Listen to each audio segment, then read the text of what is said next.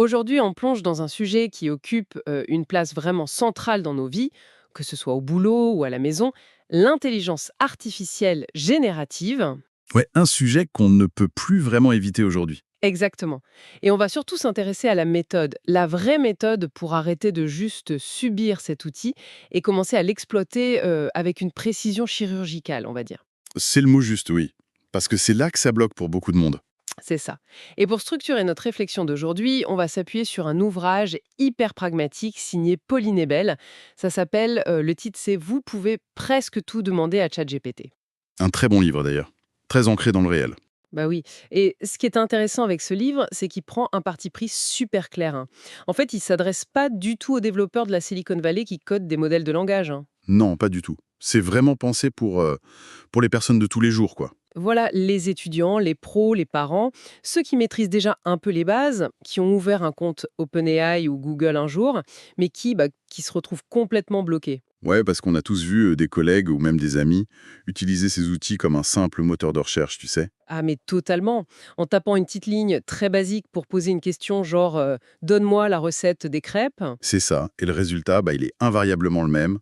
C'est une réponse plate, super générique. Ouais, et ça donne l'impression que la technologie est complètement surestimée, quoi. On se dit tout ça pour ça. Exactement. Ok, décortiquons un peu tout ça. Pourquoi est-ce qu'une technologie qui est capable de réussir des examens d'avocat hyper complexes produit des textes aussi insipides dès qu'on lui demande de rédiger un pauvre email ou de structurer une idée?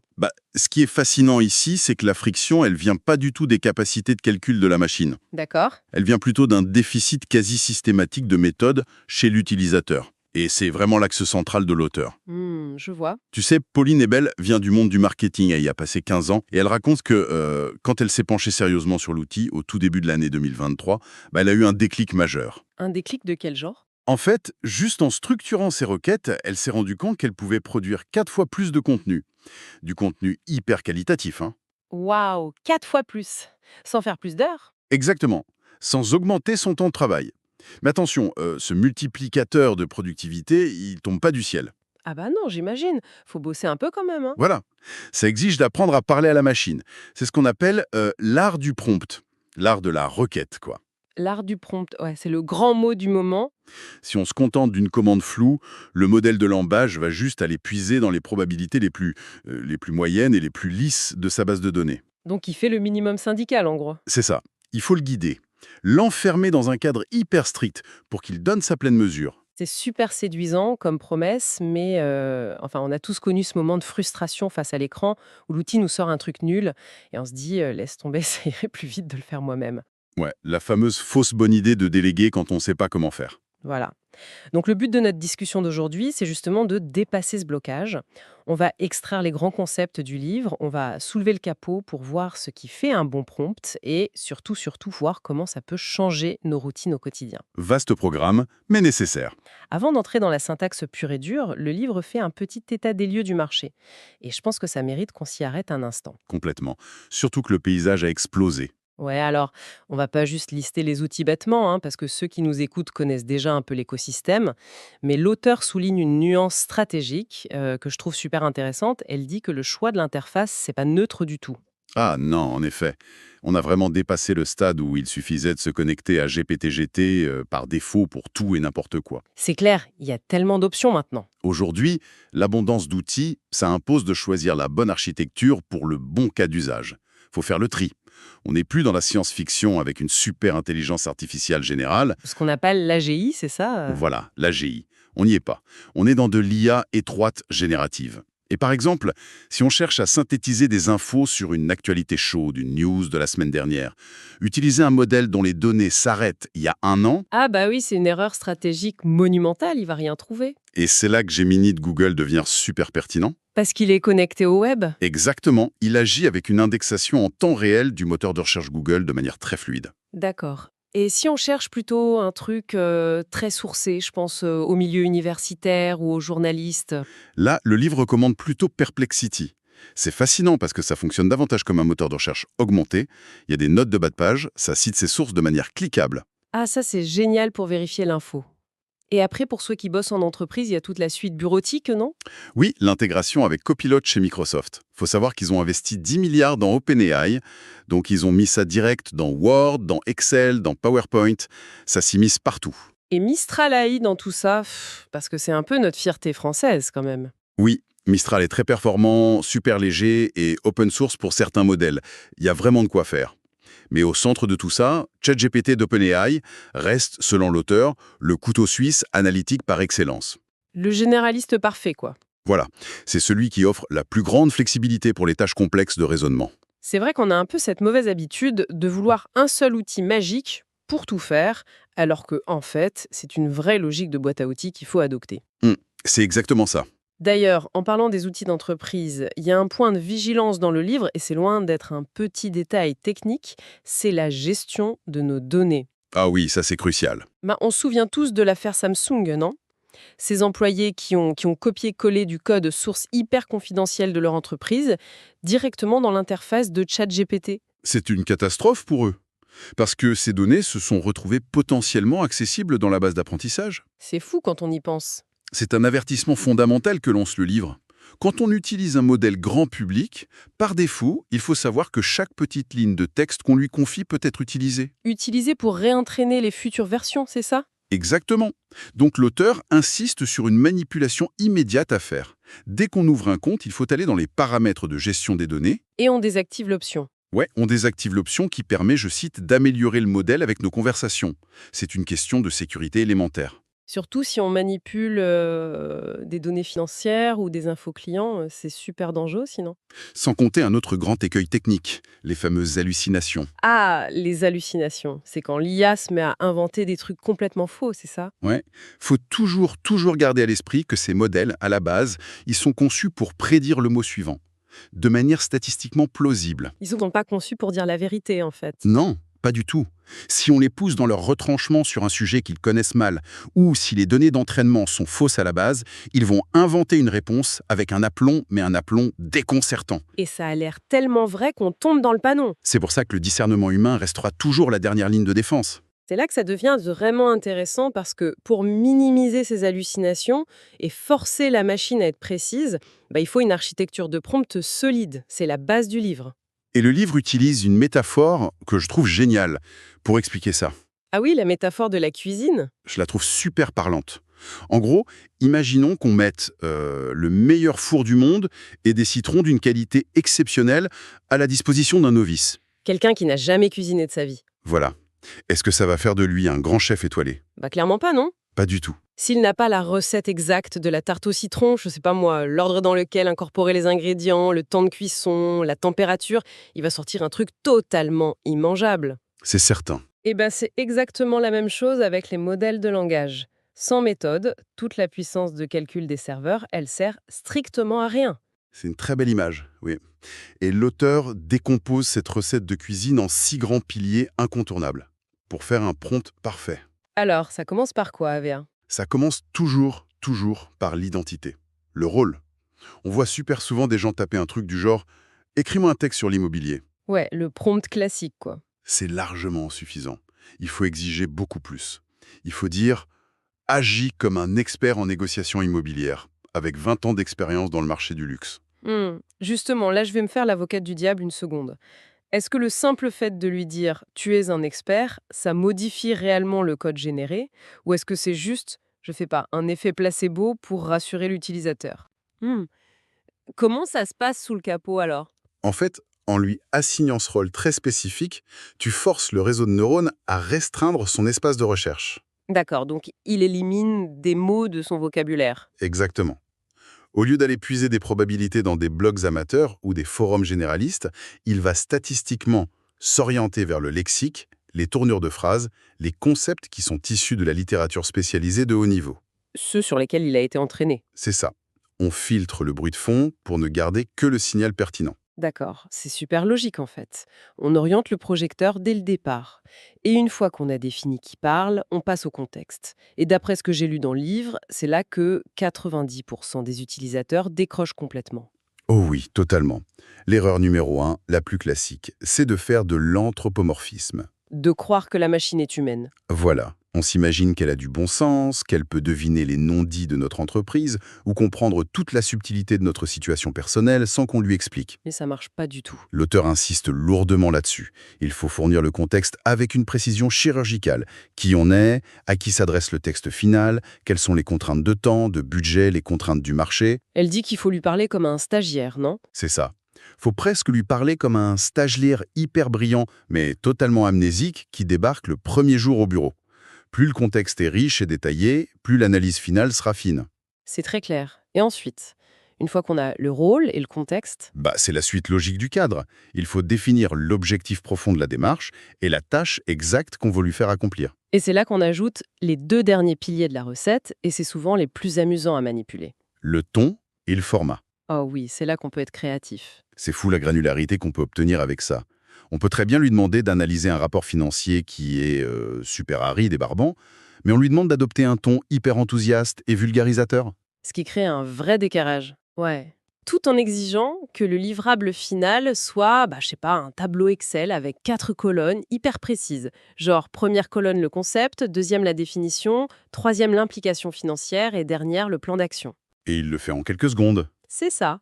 Ce grand écart entre le fond qui est très sérieux et la forme hyper structurée, c'est ce qui fait gagner des heures entières de mise en page. Et pour les utilisateurs qui veulent aller encore plus loin, il y a une technique avancée dans le livre qui est fascinante. Ça s'appelle la notation. Ah oui, j'ai vu ça. Comment tu l'expliques ça? L'idée, c'est d'insérer à la toute fin du prompt une instruction du genre « Avant de générer ta réponse finale, évalue ta propre compréhension de ma demande sur une échelle de 1 à 10. Et s'il se met une mauvaise note? On ajoute un hashtag. Si la note est inférieure à 9 sur 10, dis-moi quelles informations il te manque pour arriver à 10. C'est brillant. Ça crée une vraie boucle de rétroaction. On force le modèle à s'auto-évaluer avant de travailler, ce qui limite considérablement les hors-sujets. C'est un vrai filet de sécurité, en fait. Et ce qui rend cette méthode vraiment tangible, quand on parcourt l'exploration du livre, c'est la façon dont c'est appliqué à des situations réelles, du matin au soir. On sort de la théorie pure pour entrer dans la vraie vie. C'est ce qui manque souvent quand on parle d'IA, les exemples concrets. Là, il y en a plein. Il y a un exemple du quotidien qui m'a particulièrement marqué concernant la charge mentale des repas. Le fameux «qu'est-ce qu'on mange ce soir?» Ah, la plaie de toutes les familles. Mais oui, le livre propose une solution toute bête, prendre l'intérieur de son frigo en photo. D'accord. On glisse l'image directement dans l'interface de l'application et on lui demande de générer un menu sur 5 jours. Et le truc fou, c'est qu'on peut lui demander d'optimiser le menu en fonction des dates de péremption probables des ingrédients qu'il voit sur la photo. C'est une utilisation brillante de la vision par ordinateur. Il reconnaît la tomate qui fait un peu la tête et il la met au menu de ce soir. Exactement. Un autre exemple perso, c'est l'organisation d'un anniversaire de A à Z, pour un enfant de 8 ans. L'IA peut générer un rétro-planning complet, minute par minute, pour réussir à canaliser 10 gamins excités sur toute une après-midi. C'est génial, mais ça soulève d'ailleurs souvent une interrogation super légitime, ce genre d'exemple. On pourrait se demander si déléguer l'organisation d'un truc aussi intime qu'un anniversaire familial, ça ne nous coupe pas un peu de notre humanité ou de notre créativité de parents. Sujet. L'intelligence artificielle, elle ne remplace pas l'affection. Elle remplace pas la présence physique ou l'amour le jour de l'événement. Oui, l'IA va pas souffler les bougies à notre place. Voilà. Ce qu'elle élimine, c'est la friction logistique, la fameuse charge mentale invisible, quoi. Faire les listes de courses, calculer qu'il faut tant de grammes de farine pour 10 enfants, minuter les activités pour pas que ça déborde. C'est vrai que c'est la partie la moins fun. En automatisant cette couche purement administrative, l'outil libère en fait de l'espace mental. Il donne de l'énergie pour que le parent soit pleinement disponible et surtout détendu le jour J. L'outil gère le tableur Excel et l'humain gère la relation humaine. Vu sous cet angle, c'est effectivement un levier de qualité de vie incroyable. Mais si l'impact est déjà fort à la maison, les statistiques évoquées dans l'ouvrage concernant le monde du business, de l'entreprise, elles sont carrément vertigineuses. Ah oui. Si l'on relie ça à une perspective plus large, l'impact macroéconomique, il est indéniable. L'auteur cite notamment des projections du cabinet Accenture. Et ils disent quoi, Passier? Ils estiment que l'adoption généralisée de ces technologies génératives pourrait augmenter la productivité globale de 40%. 40%. C'est énorme. C'est massif. Et il y a une autre étude du MIT cette fois qui renforce ce constat en soulignant que 9 entreprises sur 10 qui ont déjà intégré l'IA y voient un avantage compétitif mesurable aujourd'hui. Et ça se traduit comment, concrètement, sur le terrain? Ça se traduit par des cas d'usage très pointus. Prenons l'exemple, qui est détaillé dans le livre d'ailleurs, d'un directeur commercial. Il doit préparer une négociation super difficile, un rendez-vous tendu. Il va lui demander de faire ses slides? Mieux que ça, il ne va pas demander à l'IA d'écrire un argumentaire de vente basique. Il va carrément lui assigner le rôle du client le plus réticent, le plus coriace et désagréable possible. Ah oui, il crée un simulateur de vol pour la vente en quelque sorte. Blocage habituel sur les prix, et il demande à l'outil de générer des objections complexes, voire agressives. Et du coup, le directeur commercial peut s'entraîner en live. C'est ça. Il peut tester ses arguments, voir ce qui fonctionne, ce qui fait redescendre la pression, ou au contraire ce qui casse la dynamique, bien avant de se retrouver pour de vrai dans la salle de réunion avec le vrai client. C'est du sparring intellectuel à la demande, c'est brillant. Ce que j'apprécie particulièrement dans cette approche, et c'est là que le livre de Pauline Ebel se démarque, je trouve, c'est qu'il déconstruit le mythe de la baguette magique. Bien C'est-à-dire, souvent, les gens s'attendent à taper 3 mots, appuyer sur Entrée et hop, avoir un chef-d'œuvre du premier coup. Mais l'auteur est très honnête là-dessus, c'est presque jamais le cas. Ah non, jamais, jamais. C'est pas magique. elle explique qu'il faut en moyenne 4 à 5 échanges, 4 à 5 itérations pour vraiment sculpter le résultat parfait. On génère un premier jet, on le lit, on lui dit OK, ouais c'est bien mais c'est un peu trop formel. Rajoute de l'empathie dans le deuxième paragraphe et raccourcit la conclusion qui est trop longue. C'est un vrai dialogue, en fait. C'est pas un distributeur automatique de billets, C'est exactement ça, c'est une discussion. et c'est la transition nécessaire entre une posture passive, où l'on s'assoit et on attend que la machine fasse tout le boulot, Ce qui marche pas, et une posture proactive, une posture de directeur artistique ou de rédacteur en chef, si tu veux, où l'on affine, on recadre, on critique, et finalement, on valide. alors, qu'est-ce que tout cela signifie au fond? Pour les gens qui nous écoutent, comment on peut transformer toutes ces belles idées en actions concrètes dès aujourd'hui? Il y a pas mal de méthodes applicables tout de suite. Ouais, le livre regorge de techniques qu'on pourrait vraiment qualifier de axes de productivité. L'un d'entre eux a particulièrement retenu mon attention. C'est ce que l'auteur appelle la phrase game changer. Ah, la fameuse phrase à rajouter à la fin. Oui, c'est une toute petite phrase à ajouter systématiquement à la fin de chaque demande complexe. C'est pose-moi autant de questions que nécessaire pour t'assurer que tu as bien compris. C'est puissant, ça. Au-delà de la petite astuce de prompteur, qu'est-ce qui se passe techniquement dans le cerveau de la machine quand on tape cette phrase? En fait, c'est un mécanisme brillant qui joue sur le fonctionnement intime du réseau de neurones.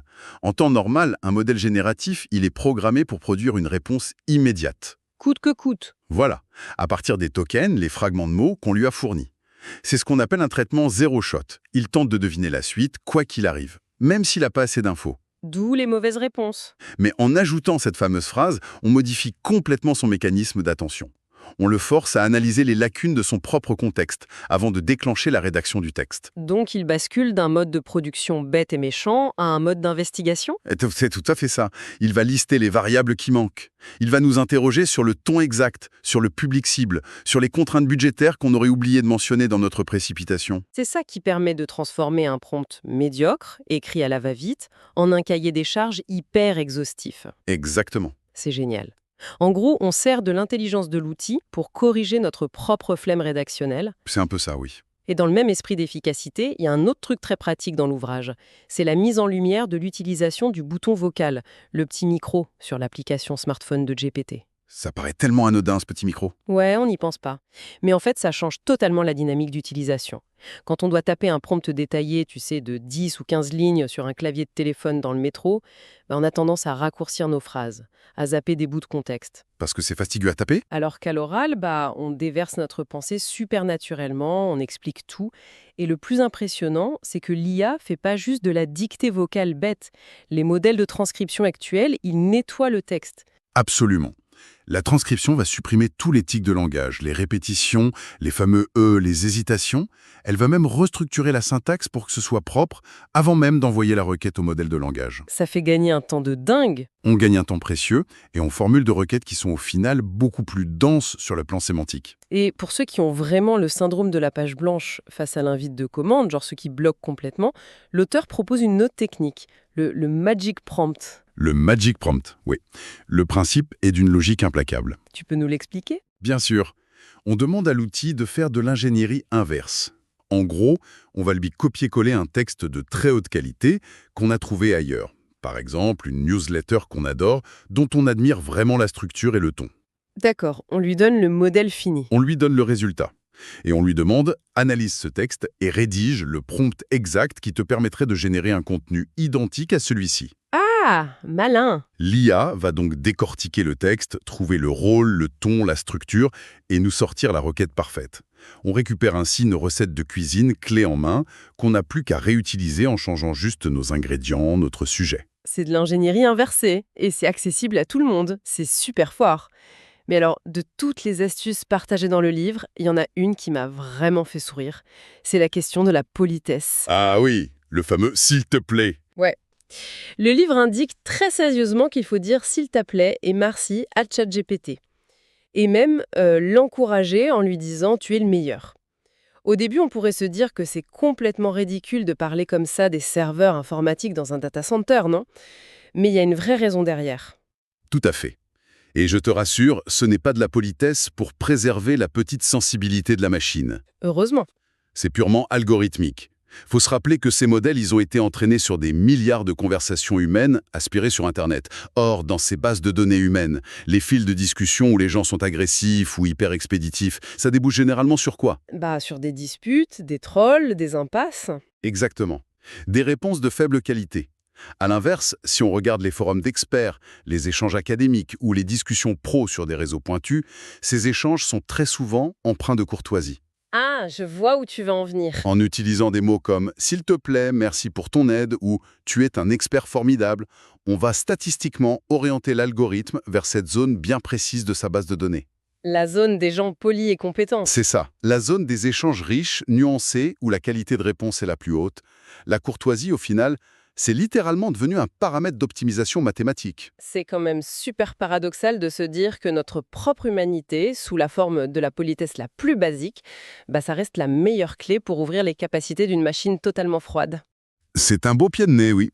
Et en fin de compte, si l'on prend un peu de hauteur sur tous ces concepts, le message fondamental de Pauline Ebel s'éloigne vraiment des discours catastrophistes qu'on entend partout en ce moment. Du genre, l'IA va tous nous remplacer et nous rendre idiots. Voilà. Pour elle, l'intelligence artificielle ne va pas nous rendre intellectuellement paresseux. Au contraire, en absorbant toutes ces tâches de synthèse, de mise en forme, la structuration de base d'un email, elle agit comme une sorte d'exosquelette cognitif. Une armure pour le cerveau, quoi. C'est ça. Elle libère le cerveau humain pour qu'il puisse enfin se concentrer sur ce qui a une vraie valeur ajoutée. L'esprit critique, l'empathie. L'empathie, la capacité à relier des concepts inattendus entre eux, et bien sûr, la prise de décision stratégique finale. Le consensus aujourd'hui, et le livre le montre bien, c'est pas que l'IA va remplacer les travailleurs ou les professionnels. C'est plutôt que ceux qui maîtrisent l'IA remplaceront ceux qui s'obstinent à ne pas l'utiliser. Exactement. Un professionnel qui maîtrise ces méthodes de prompt remplacera inévitablement celui qui continue à travailler à l'ancienne en perdant du temps sur des tâches automatisées. C'est une conclusion qui pousse vraiment à l'action. On a couvert la colonne vertébrale de la méthode aujourd'hui, mais pour toute personne qui veut vraiment faire passer sa productivité à la vitesse supérieure, le livre regorge encore de dizaines de trésors pratiques. Oui, on a fait qu'effleurer sujet. L'auteur y détaille par exemple plus de 30 tonalités spécifiques à tester pour varier ses textes. Elle explique aussi la méthode pas à pas pour créer ce qu'on appelle ses propres GPT personnalisés. Les mini-assistants virtuels. Ouais, des petits assistants paramétrés sur mesure pour nos tâches les plus répétitives. C'est vraiment une lecture qu'on recommande vivement pour ne plus subir cette révolution technologique, mais pour en devenir enfin l'architecte. Mais tu sais, cela soulève une question importante. Une réflexion pour prolonger cette discussion, de notre côté. Je t'écoute? Si on pousse cette logique d'optimisation à son paroxysme, si on prend l'habitude de déléguer la structure de nos argumentaires, la rédaction de nos emails de boulot, l'organisation de nos menus de la semaine, de nos fêtes de famille, et que, comme on l'a vu avec le Magic Prompt, on utilise même l'IA pour générer la manière dont on doit lui parler. Où est-ce qu'on s'arrête? C'est ça. Que restera-t-il de notre spontanéité la plus pure face à une page blanche? Le tâtonnement, la rature sur le papier, et même l'erreur, est-ce que ce ne sont pas des étapes fondamentales dans la construction de notre pensée singulière? C'est une question très profonde. C'est un équilibre délicat, je trouve, et c'est une question à méditer par ceux qui nous écoutent juste avant de formuler peut-être leur prochaine requête sur l'interface. Une excellente piste de réflexion pour refermer cette exploration. Savoir utiliser la puissance incroyable de cet outil sans pour autant y dissoudre notre propre voix et notre singularité. C'est sûrement le grand défi intellectuel des années à venir. Merci à tous de nous avoir accompagnés dans cette analyse aujourd'hui et on se retrouve très bientôt pour continuer à décrypter ensemble tous ces sujets passionnants qui transforment notre monde.